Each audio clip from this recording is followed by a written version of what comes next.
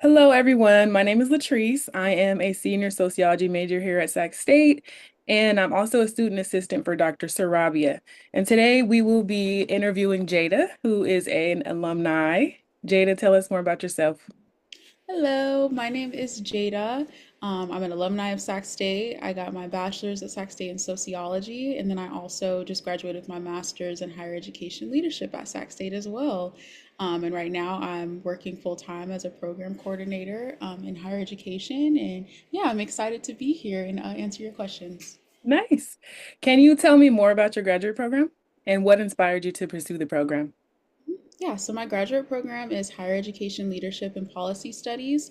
Like I said, focused on being in higher education, like the college sector. And I decided to do it. Honestly, it was super duper last minute when I applied. I applied maybe on the last day the applications were due. I had to get my references in. It was just a crazy time. But I had a friend who said like, "Hey, like let's apply to this together. Just see what happens."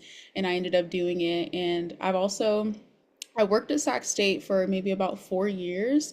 And so I was a student assistant for a while throughout my bachelor's and also through my master's. And so I was already working in higher education and I wasn't really sure what I was going to do after graduation. And so I just said, we're just going to go with it and see what Nice. happens. And you Yeah. had a peer there to help you kind of through the process. Yeah. Nice. Well, other than working with your peer, how else did you prepare for grad school? Like Yeah, preparation for grad academically, school. financially. Woo. Yes. And so honestly for me, I did my bachelor's and my master's back to back. And I did it right after high school. And so I feel like that timeline is important because I wasn't in a full-time job and I wasn't making a certain amount of income yet. And so I was able to have like tuition assistance and get like a grant from the university to cover most of my tuition each semester. And so I feel like that was an important factor as well. But I think sometimes it depends on income. And then also, if you work on campus as like a staff, you can also get like a tuition, I guess, your tuition covered. But that was how I did it financially. And It's then federal after work study, right? not necessarily federal work study. That was part of it, and then the university gave a grant that covered most of my tuition because I was probably still, considered like a low income student. Oh, nice. Yeah, so that was, I feel like that's an important factor to mention as well. For sure. And then if you get a job on campus, you can also have some of your classes covered as well if you do decide to pursue something. Nice. How else did you prepare mentally or Yeah. academically? Yeah. Mm.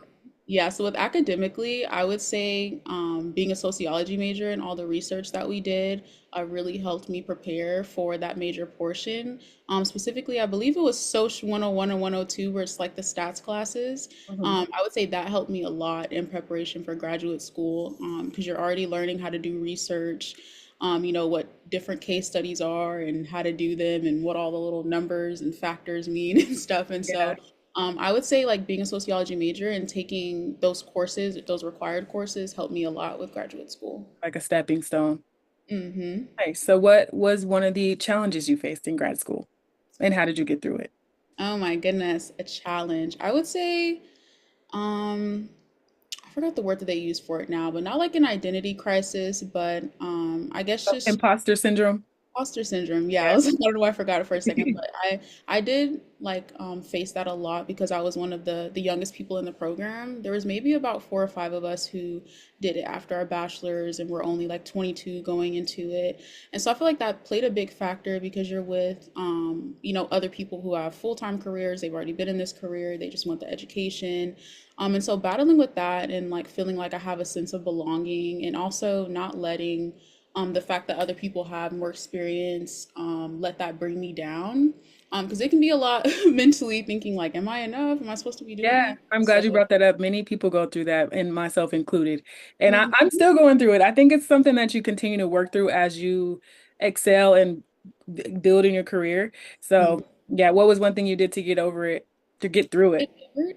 Honestly, just keep pushing and find the people who will support you, whether that be family or people within the program, other people who may have similar experiences or may be facing the same thing, but people who make you feel like you belong and make you feel safe. I think that's the most important thing. Keep pushing and find the right people if you can. I agree. Find your people. So, Mhm. how did you balance school, work, and personal life during that time? Whew. It was a lot. I would say a major factor is finding a good program who has professors who are graceful. That helped a lot because life isn't perfect. But how I balanced everything was having a decent support system when it came to professors in my program, and then also I had to force myself to get into a schedule because half my program I worked part time and the other half I worked full time. And so creating a schedule and sticking to it. You have no other choice to pass but to create a schedule, have your calendar set. If you need to set 50 timers a day, set those timers. But learning how to have organization, you'll never be perfect, but you have to put in the effort to organize yourself somehow. So, discipline is key. Yeah. Discipline, yes. Okay. What do you currently do for work? Yeah, so right now I am a program coordinator. The program that I work for, we work across the state, and so we partner with community colleges across the state for apprenticeship. And so that's helping students, it's kind of like a duo thing. So you take classes towards a certain career, and then you also get a job in that career. And so you're learning education wise, and you're also learning in the workforce. And so that sets students up for success to be able to. The goal is to have the job and then keep the job after you graduate, and build that necessary experience needed to find a job after graduation. And so that's what I'm doing right now, helping students with apprenticeship. That's awesome. I was going to ask, did you find fulfillment in that? But it sounds like that is a pretty fulfilling job. Yeah, Mhm. that's awesome. And it connects with your studies, so it's not like Yes, higher getting back to education. school. Yeah, that's perfect. Yeah. And you pretty much said what you enjoyed about your job already, but do you have anything else you want to add to that, what you enjoy about it? I would say I enjoy the atmosphere. This is the first job that I've had where I kind of feel like I'm in a safe space. And so Great. I feel like that's so important to find. Not everything's going to be perfect, but finding a place where people feel like, genuine, and, they care about their workers, and there's team meetings and everything's collaborative. I think just, if you can find a safe space. Sometimes it'll come out of nowhere, but I would say that's what I enjoy the most, feeling like the people around me actually care. Awesome. So what advice would you give students who are thinking about grad school but aren't quite sure yet? Hmm. So I guess I'll kind of make it like a two-parter. It's okay to be unsure. And I would say maybe like if you're in the predicament maybe that I was in, and I just got out of my bachelor's and I'll maybe be able to get some tuition assistance, honestly, just do it. I'm so glad I would say got it out the way because I'm like, I'm Yeah, for education, but it is a lot and it's not for everybody. But if it's something that you're interested in and you want to do, you can always try. And then if it doesn't work out, you do what you got to do. People come and go in programs. But if you're in a predicament like me where you can get some tuition assistance, do it now. Um, and don't be afraid, don't let other people talk you out of it. If you don't get in one year, you can always apply the next year and see what happens. You can always apply to a different program. There's so many things out there. If you don't want to be in person, there's online programs. My program was hybrid and it was after like a full-time work schedule, and so that plays a factor as well. So really, really do your research on the programs, who the professors are, what time the classes will be, because you will have to make changes in your life. But I would say, it's worth it to do it if you can. And just find ways to get tuition assistance. It's very expensive. And so I always say that if you can get tuition assistance, do it. If you can work at the campus, you want to get the education at, do that as well and get some, tuition help. But I would say, yeah, that's what I would that's say. awesome. And then you did go straight through. This is just a question that I wanted to ask you earlier. You did go straight through. Do you advise taking a gap year, or would you say just get it all done? I honestly, I can't give a direct answer. I would advise both. If it's something you feel like you can do and you just want to get it out the way, honestly do it. But taking a gap year, I feel like it can be good and it can also be bad in a way, because I feel like if I would have taken a gap year, I probably would not have gone back to school. But sometimes taking a gap year, okay, so if you're gonna take a gap year, find a job, work full time, go into the workforce and see if the program that you want to do and the careers that come with that is something that you actually want to do.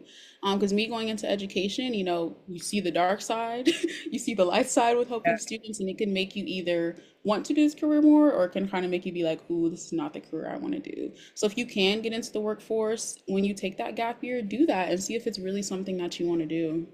great advice. Any last words of encouragement for the students watching this video? Last words of encouragement. Honestly, it's your life. You do what you want to do with it. You have to make sure you do it for yourself. And of course, you can do it for family as well. But you're going to be the only person who's studying this material, doing the work, taking the test. So do what you want. Take time to explore yourself, to, like I said, work in the workforce and see if this is what you want to do. But you can do anything, honestly. You can go in, you can leave the program if you don't like it, go to a different program. Nothing is set in stone. You have the freedom to be able to change your mind and go into whatever career you want to. And so that's the advice that I would give. That was amazing. Thank you so much for your time. I'm so happy you can be here today, and we appreciate you, of Yeah, thank you for having me. course.